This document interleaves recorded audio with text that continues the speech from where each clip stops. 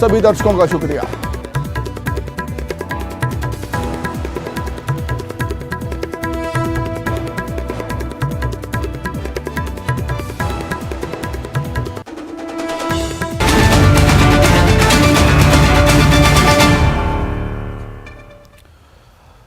नमस्कार, बहुत स्वागत है आपका। मैं हूं आपके साथ सुमित शर्मा। बलौदाबाजार से खबर है जहां पर जिंदा महिला को मृत घोषित कर दिया गया, मृत बता दिया गया। महिला का बना है मृत्यु प्रमाण पत्र। मृत्यु प्रमाण पत्र बनाकर फर्जीवाड़ा किया गया है। योजना की राशि से 1 लाख की निकासी की गई। फर्जीवाड़ा गिरोह के 5 सदस्य गिरफ्तार हुए हैं। एक महिला समेत 5 आरोपी गिरफ्तार हो गए। आरोपियों के पास से मोबाइल और लैपटॉप बरामद हुए हैं। कई सरकारी दस्तावेज भी बरामद हुए हैं।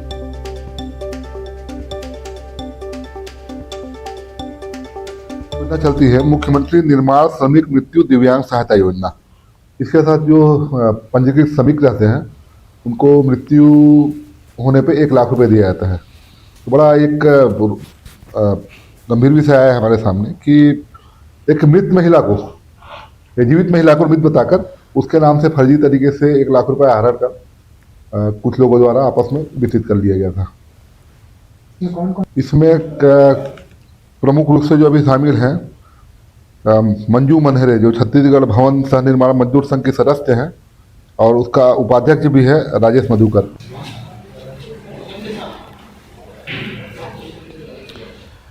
अधिक जानकारी के लिए हम बातचीत करेंगे। संवाददाता योगेश यादव जुड़ गए हैं फोन पर। योगेश, क्या कुछ और जानकारी? हालांकि ये पहला मामला नहीं है, ऐसे कई मामले सामने आ चुके हैं।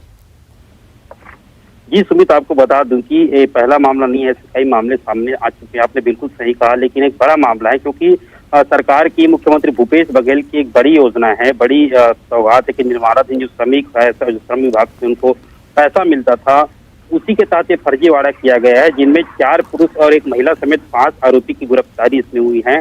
कारण यह है कि सुमित 3-4 माह पहले इनका साठगांठ जो चलता था कि जो मृत व्यक्ति नहीं होते थे, जो जीवित होते थे, उनके प्रमाण पत्र फर्जी दस्तावेज बना लेते थे। और इतना ही नहीं, ये लोग पटवारी, तहसीलदार और जितने भी आला अधिकारी, उससे भी ये लोग सिग्नेचर करवा देते थे कि ये मृत हो चुकी है।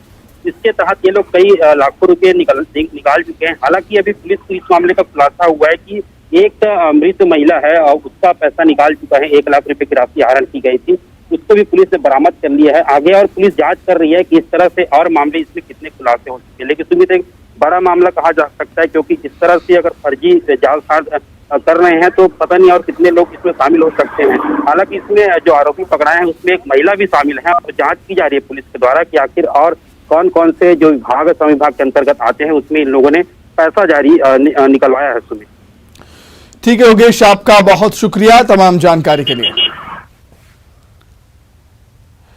दंतेवाड़ा से खबर है जहां पुलिस को बड़ी सफलता मिली है। 10 नक्सलियों ने सरेंडर किया है। 8 इनामी समेत 10 नक्सलियों ने आत्मसमर्पण कर दिया।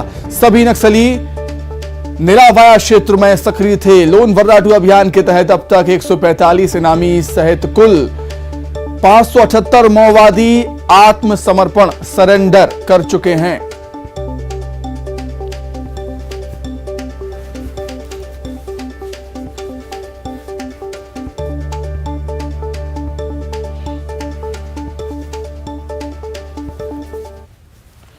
न केवल पुलिस के ऊपर जानलेवा हमला हुआ था, परंतु पत्रकार को भी मौत के घाट नक्सलियों ने उतारा था। और इनमें से एक जो हमारा भाई है नंदा माड़वी, उसके ऊपर 11 अपराध दर्ज हैं। तो कहीं ना कहीं बाहर से आए नक्सली, जो कि आंध्रा से आए नक्सलियों ने यहाँ के भूले भाले आदिवासियों का उनको ब्रेन वॉश किया है, उनको दिग्भ्रमित किया है। और जैसे जैसे शासन की नीतियां अंदरूनी क्षेत्रों तक पहुंच रही हैं, जैसे जैसे सड़क बन रही है, जैसे जैसे मोबाइल टावर लग रहे हैं, वैसे वैसे जो असलियत है वो भी जनता के सामने आ रही है। और वो सब शांतिपूर्वक अपना, खुशहाली से अपना जीवन जीना चाहते हैं। और इसी कारण से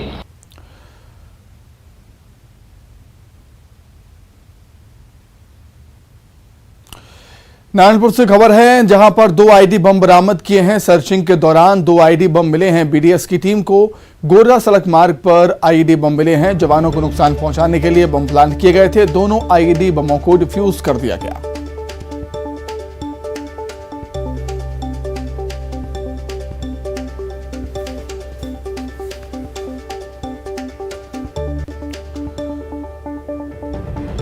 तो एक बार फिर से नक्सलियों के जो नापाक मंसूबे थे वो कामयाब नहीं हो पाए।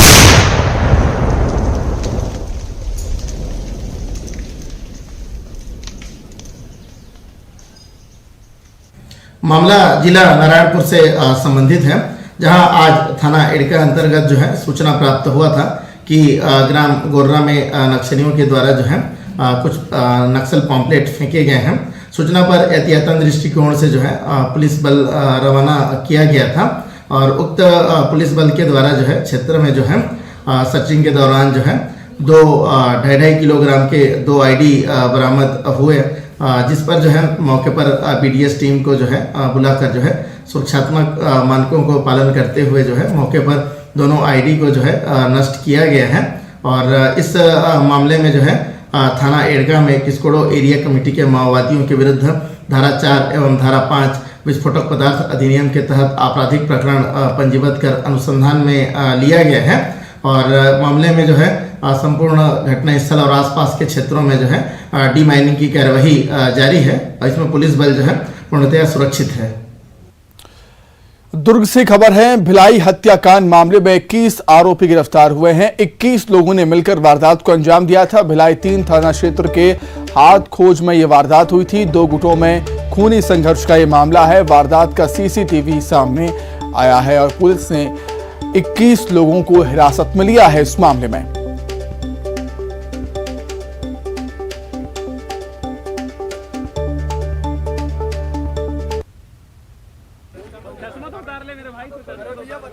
किस चीज से मारपीट की? सर हाँ क्या हुआ? उसके बाद मैं थाने आया सर लिखवाने में है जैसे सब आके सर उससे पहले मेरे को धमकी दी पहले। बिल्कुल। अरे भाई तो पुलिस पकड़ के देते तो हत्या जो कर दी है तुम लोग, उठा के पुलिस थाने ले आते 20 लोग थे। भी ढंग से बता रहे हो कि 2-3 ही मारे हो। तुम्हारे चक्कर में, तुम लोग के चक्कर में और भी कितने लोग इतनी बड़ी फौज क्यों तैयार की है? मान लड़ना था 5-6 लोग मिलकर लड़ लेते। इतनी फौज कहाँ से आई इतनी जल्दी? तुम क्या किए? कुदाल लेके, कुदाल कहाँ से मिला तुम्हें? सामने लेके आओ। हाँ तुमने छीन लिया उनसे। ईटा फेंक कर मारा था।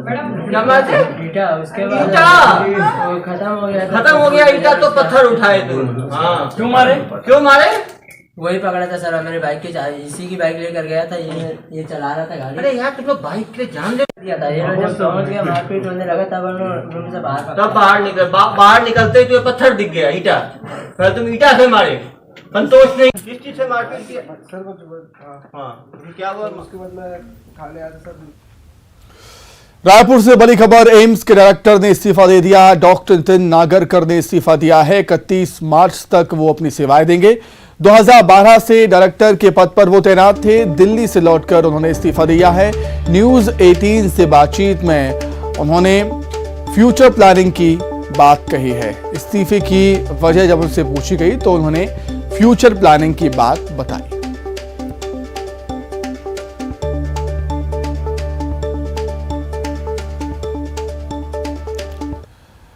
मिशन 2023 को लेकर बीजेपी की बैठकें लगातार जारी हैं। राजनांदगांव में बीजेपी के पदाधिकारी बैठक के दूसरे दिन प्रदेश प्रभारी ओम माथुर, सह प्रभारी नितिन नवीन, क्षेत्रीय संगठन महामंत्री अजय जामवाल, बीजेपी के प्रदेश अध्यक्ष अरुण साव, पूर्व सीएम डॉक्टर रमन सिंह समेत पार्टी के सभी बड़े नेता इस बैठक में शामिल हुए। प्रदेश अध्यक्ष अरुण साव ने राज्य सरकार पर निशाना साधा, कहा कि आगामी विधानसभा चुनाव में बीजेपी को बहुमत मिलेगा। भूपेश बघेल सरकार पर निशाना साधते हुए अरुण साव ने कहा कि गंगा जल हाथ में लेकर कसम खाने वाली सरकार ने एक भी वादा पूरा नहीं किया, जिसका खामियाजा उन्हें 2023 के चुनाव में भुगतना पड़ेगा। छत्तीसगढ़ में बीजेपी इस वक्त पूरी तरह से इलेक्शन मोड में आ चुकी है। लगातार मैराथन बैठकों का दौर जारी है। राजनांदगांव में बैठकें हुई हैं प्रदेश पदाधिकारियों की। बैठक का क्या निचोड़ निकला, क्या कुछ मंथन हुआ, हमारे साथ प्रदेश अध्यक्ष अरुण साहब हैं, इनसे ही जान लेते हैं बैठक में क्या कुछ निकल करके सामने आया है। राजनांदगांव में हमारी पार्टी के प्रदेश पदाधिकारियों की 2 दिवसीय बैठक आहूत हुई है। हमने पहले कोर ग्रुप की बैठक की, संभागीय प्रभारी प्रदेश महामंत्रियों की एक बैठक की, मोर्चे के अध्यक्षों के साथ हमने बैठक की और जो पार्टी के विभिन्न अभियान चल रहे हैं कांग्रेस हटाओ, छत्तीसगढ़ बचाओ, मोर आवास मोर अधिकार, ऐसे जो हमारे अभियान चल रहे हैं उनके अब तक के प्रगति की हमने समीक्षा की और आगामी कार्यक्रमों की योजना रचना हमने इस बैठक में की है। आगामी कार्यक्रम किस तरह के रहेंगे, क्या रहेंगे? कांग्रेस हटाओ छत्तीसगढ़ बचाओ अभियान हमारा अब तक 66 विधानसभा क्षेत्रों में हुआ है। हम उसे बहुत शीघ्र सभी 90 विधानसभाओं में करेंगे। मोर आवास मोर अधिकार का हमारा अभियान 11,000 में से लगभग 5,000 ग्राम पंचायतों में हो गया है। उसे पूरा 11,000 ग्राम पंचायतों तक करने वाले हैं। प्रधानमंत्री जी की परीक्षा पे चर्चा ये अभियान हमारा आने वाले कार्यक्रमों में है। G20 को लेकर छत्तीसगढ़ में जो कार्यक्रम होगा उसको लेकर हमने योजना की है। ऐसे अनेक कार्यक्रमों की योजना रचना हमने बनाई है, विचार करने का काम कर रहे हैं। आज छत्तीसगढ़ की जनता इस कांग्रेस सरकार से परेशान है। छत्तीसगढ़ की 2.5 करोड़ जनता इस राज्य की कांग्रेस सरकार के अत्याचार और अन्याय से परेशान है और इस सरकार से मुक्ति चाहते हैं। तो हमारे साथ थे अरुण साव और आपने सुना कि एक तरह से कांग्रेस को लेकर के पूरी तरह से कार्यक्रम टारगेट कर लिया गया है। आने वाले दिनों में बड़ा आंदोलन और प्रदर्शन जो है वो बीजेपी करने वाली है। इसके अलावा सभी संभागों में आने वाले दिनों में कार्य समिति की बैठक भी होने वाली है। कैमरा पर्सन रोहित श्रीवास्तव के साथ देवव्रत भगत, न्यूज 18 राजनांदगांव। राजनांदगांव में बीजेपी की बैठक पर कांग्रेस प्रदेश अध्यक्ष मोहन मरकाम ने निशाना साधा। कहा कि इस तरह की बैठकों से बीजेपी को कोई लाभ नहीं मिलने वाला। जनता सब समझती है सरकार की योजनाओं का लाभ विधानसभा चुनाव में कांग्रेस को मिलेगा और प्रदेश में फिर से कांग्रेस की सरकार बनेगी। 15 साल छत्तीसगढ़ की जनता के हित में चिंतन मनन की होती तो ये भारतीय जनता पार्टी का ये दुर्गति नहीं होता। सरकार में आने के बाद जनता को नज़रअंदाज कर दिया, कार्यकर्ताओं को नज़रअंदाज किया, इसीलिए भारतीय जनता पार्टी की ये दुर्गति हुई और 14 सीटों में सिमट गई है। अब सबसे पहले तो भारतीय जनता पार्टी 15 साल के जो उनके कुकर्मों के लिए छत्तीसगढ़ की जनता से माफ़ी मांगे, इसलिए तभी कुछ जनता, यहाँ की जनता उनके बारे में विचार करेगी। मगर मुझे नहीं लगता कि छत्तीसगढ़ में हमारी सरकार है, हमारी सरकार की नीतियाँ योजनाएं यहाँ की जनता पसंद कर रही है। 2023 में फिर से छत्तीसगढ़ में कांग्रेस की सरकार आएगी। वारदातों और हादसों की पड़ताल में पुलिस को अगर सबसे ज्यादा सहयोग मिलता है तो वो है तीसरी आंख यानी सीसीटीवी कैमरों से। इसके साथ ही ये कैमरे ट्रैफिक व्यवस्था पर नजर रखने और जरूरत पड़ने पर बदलाव करने में भी मददगार होते हैं। ऐसे में अब रायपुर में भी तीसरी आंख का पहरा शुरू हो चुका है। राजधानी रायपुर के 55 सड़कों पर 750 से अधिक कैमरे हैं, लगाए गए हैं, हाईटेक कैमरे लगाए गए हैं और इस कैमरा लगाने का उद्देश्य यही है कि यातायात व्यवस्था है वो सुगम हो सके और साथ ही साथ बढ़ते अपराध को रोकने के लिए ये काफ़ी जो हाईटेक जो कैमरा है वो मददगार साबित होगा। राजधानी रायपुर में जिस तरह से अभी भी जो एक्सप्रेस वे का निर्माण हुआ है उसमें 8 जो चौक है उस पर और लगभग 12 किलोमीटर हैं वहाँ पर 50 से अधिक कैमरे लगाए जाएंगे। तो कवायद यही की जा रही है कि बढ़ते हुए अपराध पर अंकुश लगाया जा सके, साथ ही साथ बढ़ते जो ट्रैफिक के दबाव है उसे कम किया जा सके। अगर कोई ट्रैफिक के नियम उल्लंघन भी करेगा तो उस पर भी कार्रवाई करने के लिए ये जो हाईटेक कैमरा है वो मददगार साबित होगा। शहरों में तो कैमरा लगाया गया है मगर अब भी नए एक्सप्रेसवे पर कैमरों का अभाव है। कई ऐसे स्थान भी हैं जहां कैमरों की कमी महसूस की जा रही है।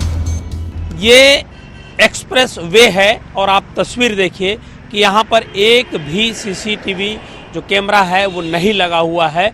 बड़ी बात यही है कि ये रिंग रोड शंकर नगर सभी मार्गों को जोड़ता है। अगर कोई भी व्यक्ति यहाँ से आवाजाही करेगा तो यहाँ उसकी चाहे वो 2 पहिया वाहन हो या फिर 4 पहिया वाहन उसे ट्रेस नहीं किया जा सकता। हालांकि ये योजना बनाई गई है कि एक्सप्रेस वे पर भी कैमरे हैं वो लगाए जाएंगे, हाई क्वालिटी के जो कैमरे हैं वो लगेंगे और ये कहा जा सकता है कि जब कैमरे नहीं होंगे तो ट्रेस करने में दिक्कतें होंगी, फिर ऐसे में अपराध को भला कैसा रोका जा सकेगा। वैसे आपको बता दें कि जिन भी जगहों पर कैमरे लगाए गए हैं वो काफी हाईटेक कैमरे हैं।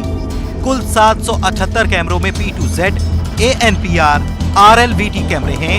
तेज गति से वाहन चलाने वालों, रॉन्ग साइड चलने वाले, नंबर प्लेट ट्रेस करने के लिए भी कैमरे लगाए गए हैं। ट्रैफिक को मैनेज करने के साथ साथ सर्वेलेंस पे भी हम इसका उपयोग करते हैं। रायपुर शहर में इस समय करीब 778 कैमरे लगे हैं, जिसपे हमारे फिक्स बॉक्स कैमरे हैं, P2Z कैमरे हैं, ANPR कैमरे हैं, ATCS है, RLVD है। इस तरह के अलग अलग कैमरे अलग अलग इम्पोर्टेंस के लिए, जिसपे रॉन्ग वे पर है, रेड सिग्नल जंप पर है, और इसके अलावा रूटीन पर जो मॉनिटरिंग की ज़रूरत होती है, जो सर्वेलेंस की ज़रूरत है, उसके लिए हमारे कैमरे लगे हुए हैं। कुल मिलाकर कहा जा सकता है कि नए कैमरे लगाए जाने के बाद अब राजधानी रायपुर में न केवल क्राइम कंट्रोल किया जा सकेगा, बल्कि ट्रैफिक व्यवस्था को भी सुगम बनाया जा सकेगा। युगल तिवारी, न्यूज़ 18, रायपुर। अपनी मांगों को लेकर सर्वविभागीय संविदा कर्मचारियों ने 16 जनवरी से आंदोलन पर जाने का ऐलान कर दिया है, जहां वे 16 से 20 जनवरी तक जिला मुख्यालयों में धरना देंगे। वहीं सर्व विभागीय संविदा कर्मचारी संघ के कार्यकारी अध्यक्ष हेमंत सिन्हा ने चेतावनी देते हुए कहा कि अगर 26 जनवरी तक उनकी मांगें पूरी नहीं हुई तो 30 जनवरी से 45,000 से अधिक कर्मचारी एक साथ अनिश्चितकालीन आंदोलन पर जाने की तैयारी कर रहे हैं। सरकार के द्वारा घोषणा पत्र में संविदा कर्मचारियों के नियमितीकरण की बात कही गई थी और शीतकालीन सत्र में कहीं ना कहीं संविदा कर्मचारी आशान्वित थे कि नियमितीकरण की घोषणा होगी, लेकिन वो घोषणा नहीं हुई और सभी संविदा कर्मचारी 16 से 20 तारीख तक अनिश्चितकालीन आंदोलन में जाएंगे। तत्पश्चात 26 जनवरी को अगर माननीय मुख्यमंत्री जी सार्वजनिक मंच पर नियमितीकरण की घोषणा नहीं करते हैं तो 30 तारीख से सभी संविदा कर्मचारी अनिश्चितकालीन आंदोलन पर चले जाएंगे। आंगनवाड़ी कार्यकर्ता और सहायिका संघ ने एक बार फिर आंदोलन की चेतावनी दी है। कांकेर जिले के आंगनवाड़ी कार्यकर्ताओं का आरोप है कि राज्य सरकार लगातार आंगनवाड़ी कार्यकर्ताओं और सहायिकाओं की मांगों को अनसुना कर रही है। चुनाव के पहले सरकार ने वेतन कलेक्टर दर पर किए जाने की घोषणा की थी, जिसे अब तक पूरा नहीं किया गया। जहां इन सभी मांगों को लेकर आंगनवाड़ी कार्यकर्ता कांकेर कलेक्ट्रेट पहुंचकर प्रदर्शन किया, वहीं ज्ञापन भी सौंपा। व्यवस्था शासन जानेगी कि क्या व्यवस्था करती है, क्योंकि हम तो अपने विभाग के अलावा अन्य विभाग का भी काम हम सभी शासन से जुड़ के करते हैं। उसके बावजूद शासन जब हमारे मांगों को अनदेखा कर रहा है तो अब नौनिहालों का जो हम संभालते थे वो शासन अब जानेगा कि क्या करना है उनका आगे। हमारी 6 सूत्रीय मांग है, जो जायज़ मांग है वो हमें शासन जल्दी से जल्दी पूरा करे ताकि हड़ताल की नौबत ही ना आए। हम यही आशा रखेंगे शासन से कि हमारी जो मुख्य मांग है, सबसे प्रथम कि हमें शासकीय कर्मचारी का दर्जा दिया जाए और जब तक ना दिया जाए तब तक हमें उनका ही घोषणा जो उन्होंने किया था कि हमें कलेक्टर दर देंगे, उन्हीं पर अमल किया जाए, यही हमारा मुख्य मांग। बलरामपुर जिले के तातापानी महोत्सव 2023 की तैयारियां तेज हो गई हैं। 14 से 16 जनवरी के बीच चलने वाले 3 दिवसीय महोत्सव का आयोजन किया जाएगा। महोत्सव की तैयारियों का जायजा लेने के लिए विधायक बृहस्पति सिंह वहां पर पहुंचे।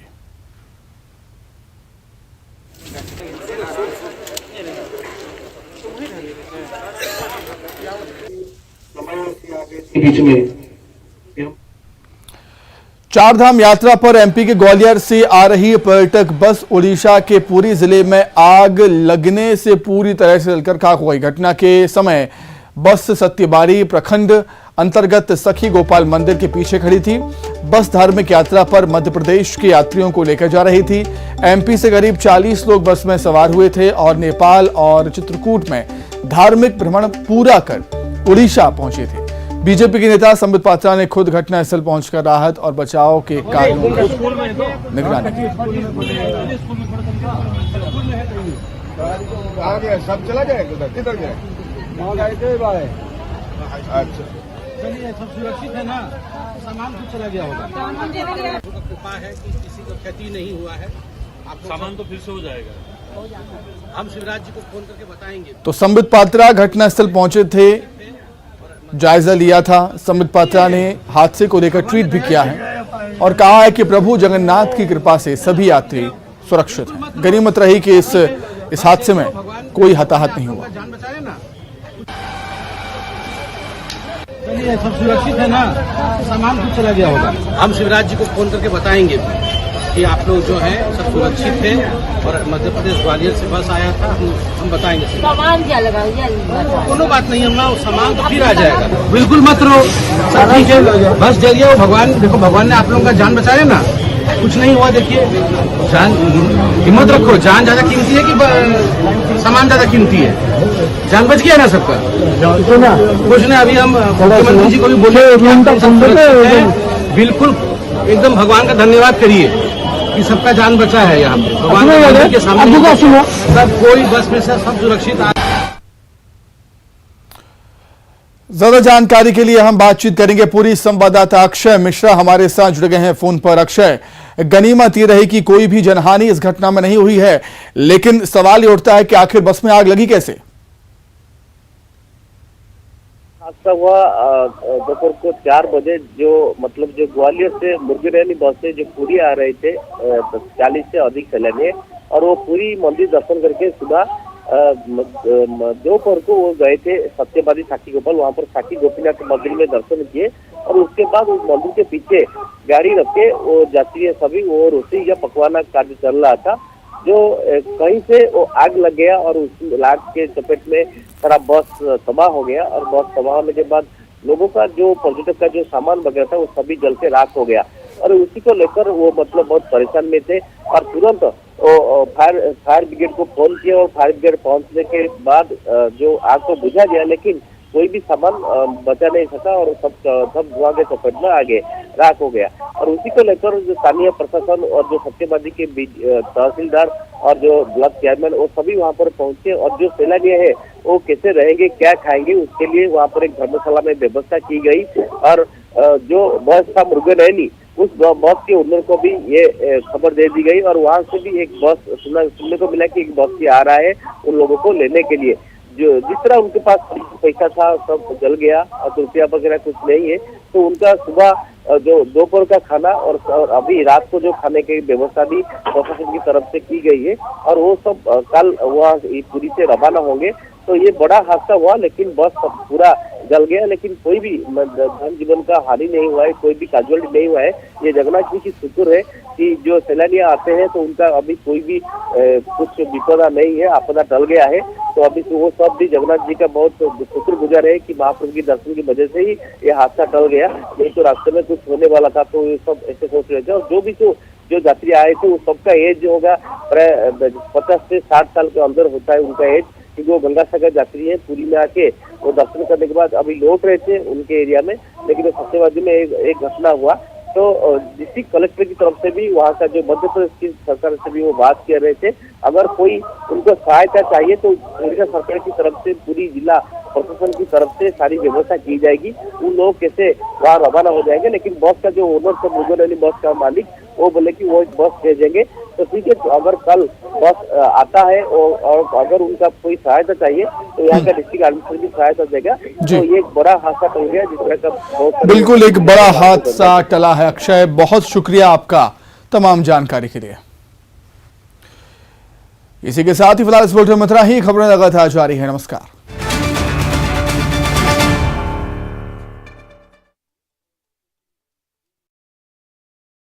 इंदौर में प्रवासी भारतीय सम्मेलन का आगाज आज पीएम मोदी ने किया औपचारिक शुभारंभ। 10 जनवरी को तक चलेगा सम्मेलन। इंदौर में पीएम मोदी के काफिले से पहले निकाली गई एम्बुलेंस धार रोड से गांधीनगर चौराहे पर पहुंची थी। एम्बुलेंस में मरीज देख पुलिसकर्मियों ने किया रवाना।